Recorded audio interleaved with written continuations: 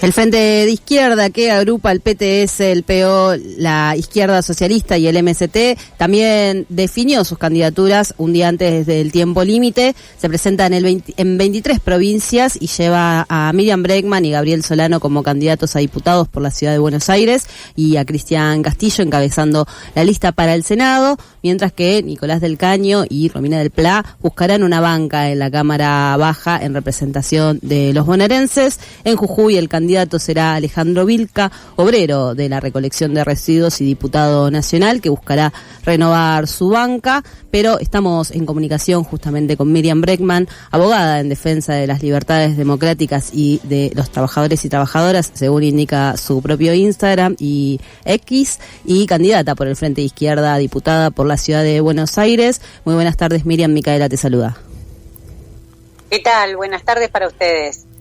Miriam, hace varios años que formás parte de la política argentina y nos gustaría que nos cuentes qué particularidades encontrás en estas elecciones. Bueno, la verdad es que lo primero que encuentro es que hay una manipulación total del calendario electoral, porque son elecciones donde se ha cambiado la forma de votar, vamos a votar de otra manera. Creo que la mayor parte de la población no lo sabe, por lo menos eso es lo que yo noto, que no va a tener más la boleta tradicional con la cual va desde su casa, que la lee y demás, sino que va a ser con boleta única papel, que va a ver la cara de los dos primeros candidatos, los nombres de tres, pero no va a poder mirar la lista completa, salvo que vaya con tiempo a la mesa donde vota y la lea en la pared ese día y demás.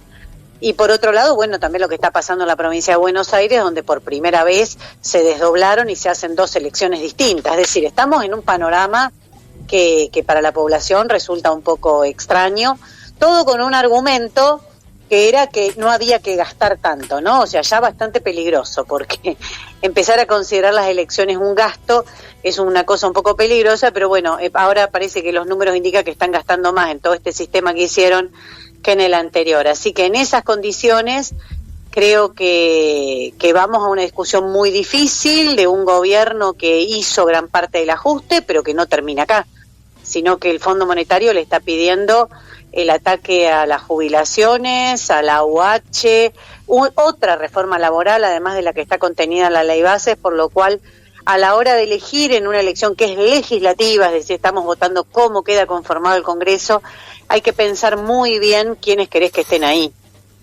Bueno, mencionaste ahí justamente cómo queda conformado el Congreso y creo que muy pocas veces se le pregunta a las agrupaciones cuáles son las propuestas que están por o piensan llevar al Congreso, y me gustaría que nos cuentes vos cuáles son esas propuestas que el Frente de Izquierda está pensando en llevar al Congreso.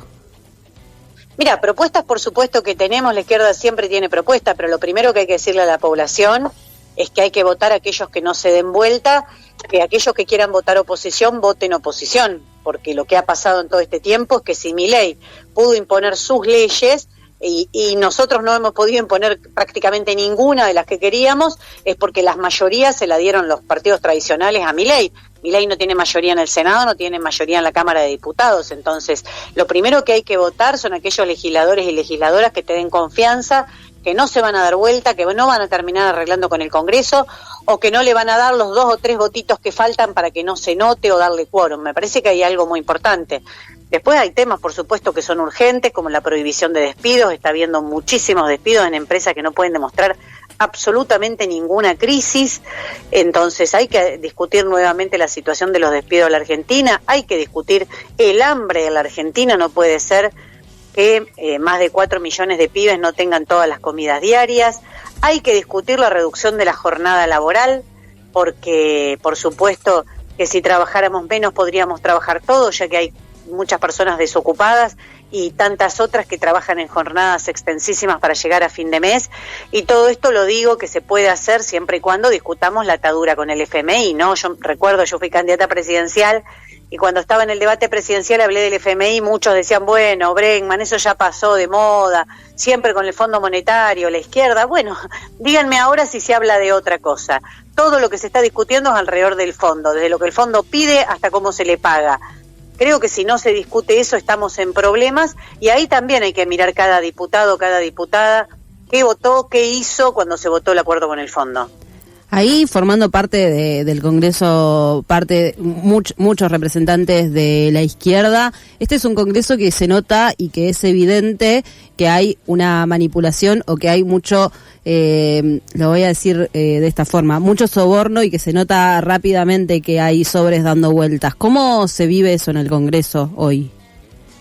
Mira, si buscas los videos, yo fui la primera que en el Congreso paré y dije la ley bases no se puede discutir, porque acá se habla de que hay valijas dando vuelta. Claro, nadie me dio importancia, porque si lo dice la izquierda no es lo mismo que si lo dicen algunas diputadas o senadoras que parece que son las únicas autorizadas a hablar de corrupción o que tengan muy poco para demostrar en ese sentido. Yo lo dije en el primer momento, fui la primera que alerté cuando empezó la primera discusión de la ley bases, que además de eso la ley bases estuvo redactada por los principales estudios jurídicos de las grandes empresas, con lo cual era evidente que iba a terminar en una catástrofe para los trabajadores, para las trabajadoras. Así que creo que de la izquierda hemos cumplido un rol importante. Nosotros caminamos por la calle y la gente nos dice todo el tiempo, gracias por pararse, gracias por decirlo, gracias por contar lo que pasa ahí adentro, gracias por haber resistido. Así que el desafío que tenemos es muy grande porque hay pocos que puedan decir que no le votaron ninguna medida a Javier Milei o que se opusieron a la calle a las medidas de Javier Milei.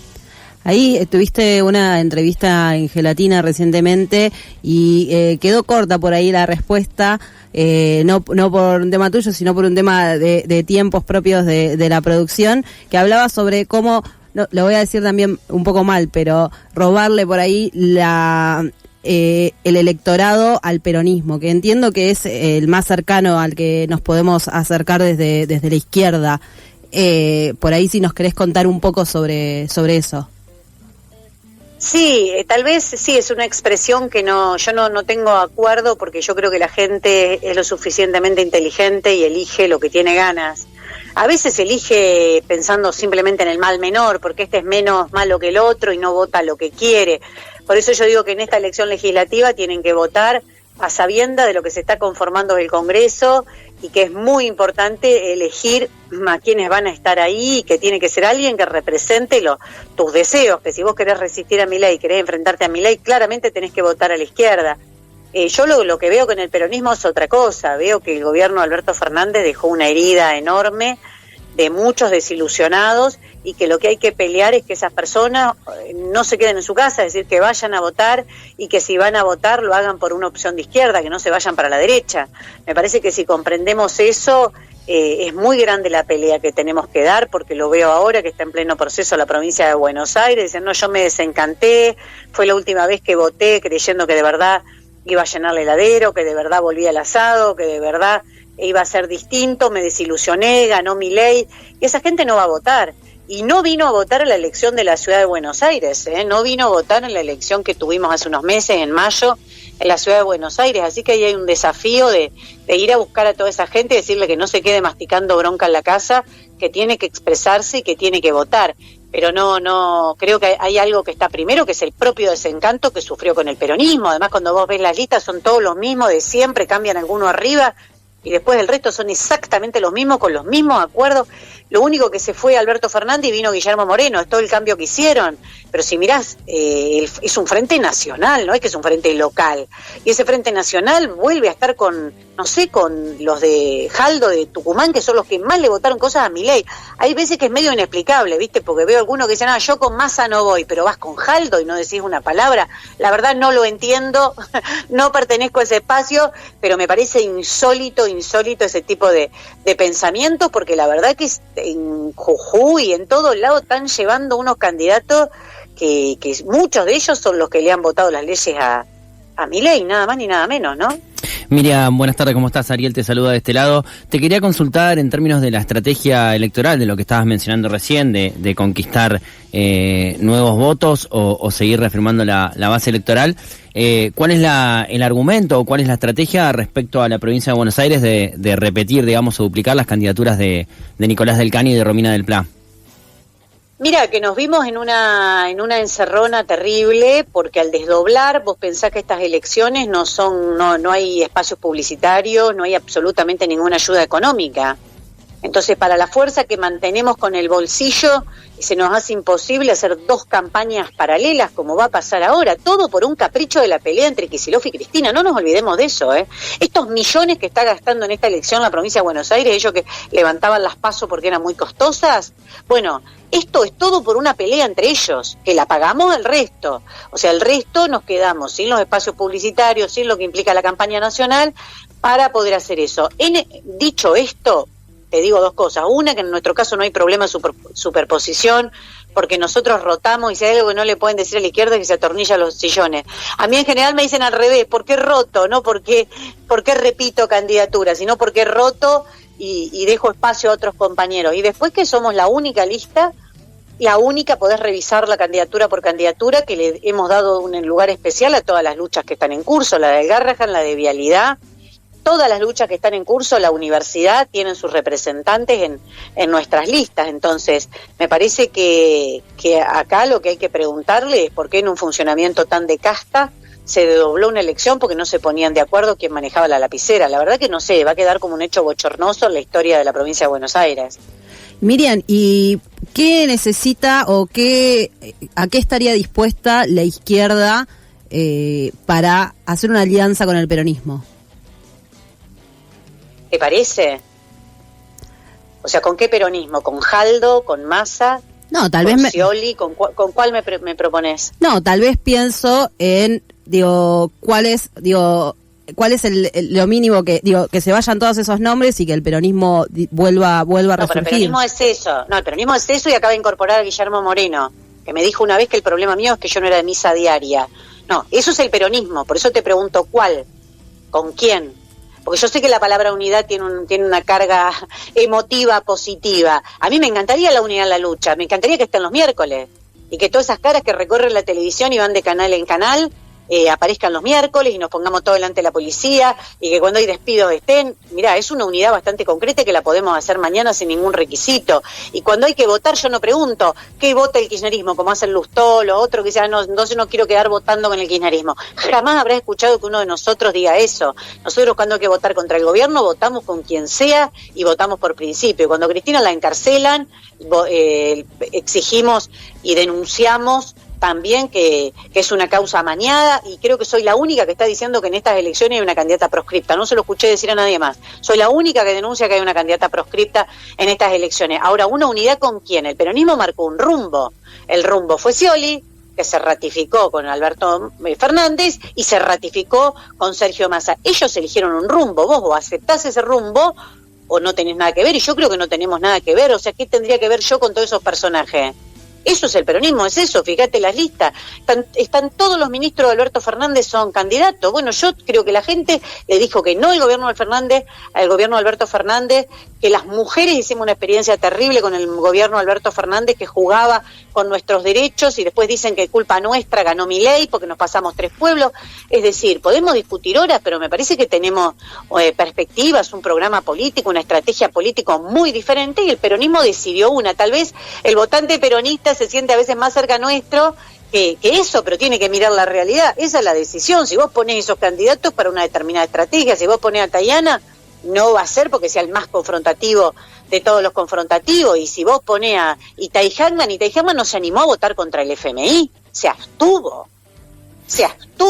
Y era el que defendía a muerte, fíjense sus redes sociales, defendía a muerte la fórmula previsional del gobierno de Alberto Fernández, que hoy están saliendo fallos de esta justicia. No creo que entre nosotros no es necesario que aclare qué pensamos de la justicia. Están saliendo fallos de esta justicia que dice, con esa fórmula los jubilados que están un poquito arriba de la mínima perdieron el 50% del valor de sus jubilaciones. Bueno, está bien, vos podés cambiar de posición, pero tenés que rendir cuenta de lo que hiciste el gobierno de Alberto Fernández, donde todos fueron funcionarios o lo pusieron o le defendieron las leyes. Entonces, me parece que lo que hay que tener en cuenta es que no necesitamos nuevas frustraciones y que los pibes y las pibas se vayan detrás de personajes que hacen demagogia derecha como Milei. A mí me obsesiona eso, me obsesiona construir algo distinto, construir algo desde abajo, por eso las listas, para que se expresen los que luchan, empezar a pensar la perspectiva de un gran partido de la clase trabajadora, donde no vaya más como furgón de cola de proyectos ajenos. Me parece que ahí tenemos un desafío gigantesco. Quien nos brinda esta respuesta tan contundente es Miriam Bregman, candidata a diputada nacional por la Ciudad de Buenos Aires del Frente de Izquierda. Miriam, mencionabas recién la situación de Cristina Fernández, vos mencionaste en varias ocasiones la cuestión de la candidata proscripta. Te quería consultar si considerás que en términos políticos, institucionales, el gobierno de Milei rompió algunos acuerdos que se tenían en la política desde el regreso a la democracia, o si crees que en realidad profundizó cuestiones que ya habían sucedido durante gobiernos anteriores, sea el peronismo o de Mauricio Macri. Mira, yo creo que más bien profundizó, porque vos decís, bueno, Villarruel, ¿no? Y todo el negacionismo, y Fargosi, otro facho negacionista, pero en este país fue gobernador Bussi, fue intendente el otro hombre, no me acuerdo cómo se llama, de Escobar. No es que apareció la derecha ahora, no es que no hubo persecuciones. Me parece que, bueno, en este momento estamos viviendo esta etapa y hay que denunciarlas, pero el régimen constitucional surgido a partir del año 83, de diciembre del 83, es un régimen que se ha basado en mucha criminalización hacia los que protestan, en estigmatización hacia la izquierda, en algunos periodos en alto grado de macartismo. El correte trosco que estoy gobernando, yo no me lo olvido, fue hace muy poquito, estaban gobernando con Alberto Fernández. Me parece que este gobierno lo que hace es profundizar todo eso, por eso yo discuto tanto, y les decía recién, los sentidos comunes que se instalan y le dan lugar a la derecha. Cuando dicen que el gobierno de Alberto Fernández fracasó, no por culpa del FMI, sino por culpa de las mujeres y la diversidad sexual, que nos pasamos 3 pueblos, está sentando las bases para un sentido común de derecha, que después la derecha viene y lo impone recargado, ¿no? Lo duplica. Pero hay que empezar a pensar profundamente qué sentidos comunes se han instalado en todos estos años. No es menor. Lo de Cristina Fernández de Kirchner es muy notorio, porque además creo que el propio Milei está cumpliendo las órdenes de Estados Unidos, que es algo que yo no me canso de repetir. Marcos Rubio el 21 de marzo dice: Cristina Kirchner está condenada, no puede entrar a Estados Unidos, cuando todavía la condena no estaba el fallo de la Corte Suprema, pero ellos ya estaban seguros de que la Corte lo iba a hacer. Entonces estamos discutiendo un problema continental y estamos discutiendo una política continental. Miriam, sobre las nuevas estrategias, pienso también, de la izquierda para las comunicaciones en las redes sociales y la llegada a las nuevas generaciones. ¿Qué están planificando desde la izquierda?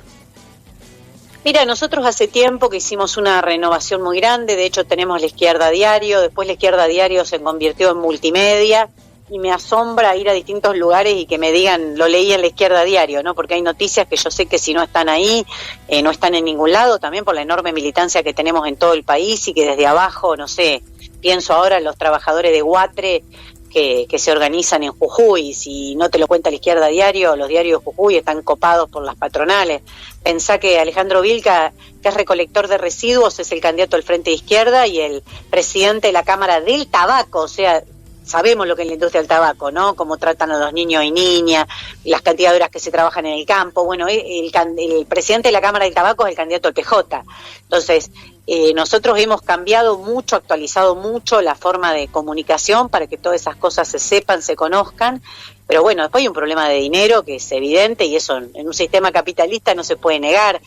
Javier Milei se hizo muy conocido por las redes, pero con las redes con un montón de dinero y muchas horas de televisión, no son las redes nada más. A nosotros nos cuesta todo el doble porque hacemos todo a pulmón con el esfuerzo de nuestra militancia, pero también es nuestro orgullo, porque eso es lo que nos da la libertad para denunciar a quien sea, y por eso también cuando hay despido, cuando hay algún conflicto, vos sabés, llamás a la izquierda y sabés que la izquierda te va a apoyar, no va a estar mirando ninguna encuesta ni quién lo auspicia para ver si aparece o no.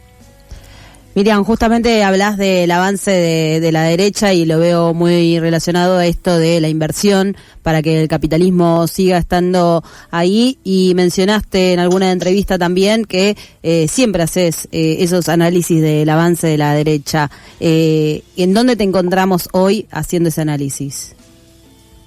No, mira, yo creo que en un punto, aunque parezca mentira, en un punto positivo, porque creo que tanto con el gobierno de Trump como con el gobierno de Javier Milei, para analizar dos de los típicos gobiernos de la ultraderecha neoliberal gobernante en el mundo, hay una crisis muy grande. Javier Milei hoy tiene un gobierno en crisis económicamente y creo que si todavía mantiene apoyo o intención de voto, que no es lo mismo que apoyo, es porque está muy fresca la experiencia del gobierno anterior, y cuando vos ves que desde el peronismo repiten todos los candidatos del gobierno anterior y ponen a todos los que fueron funcionarios con Alberto Fernández, y bueno, se la están dejando un poco servida a esta gente, ¿no? Pero creo que empieza a aparecer el rechazo a esas políticas, el descontento a esas políticas. También en ese sector hay mucha gente que no quiere ir a votar porque se desencantó. Javier Milei no pudo cumplir una sola de todas las promesas que hizo, y en cambio el plan económico empieza a hacer agua, como todo plan neoliberal basado en una bicicleta financiera. Tampoco yo estoy inventando nada, ¿no?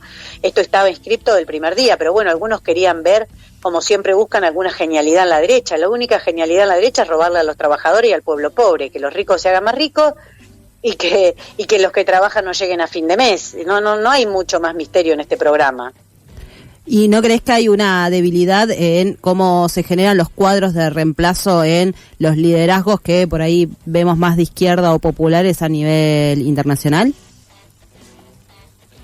No sé, eso me lo podrías decir vos. Yo pongo demasiado esfuerzo militante todos los días, y no solo en el caso personal, sino en construir una organización militante, y pueden ver la cantidad de jóvenes referentes, desde, bueno, Luca Bonfante acá en la Universidad de Buenos Aires, pero también en Córdoba.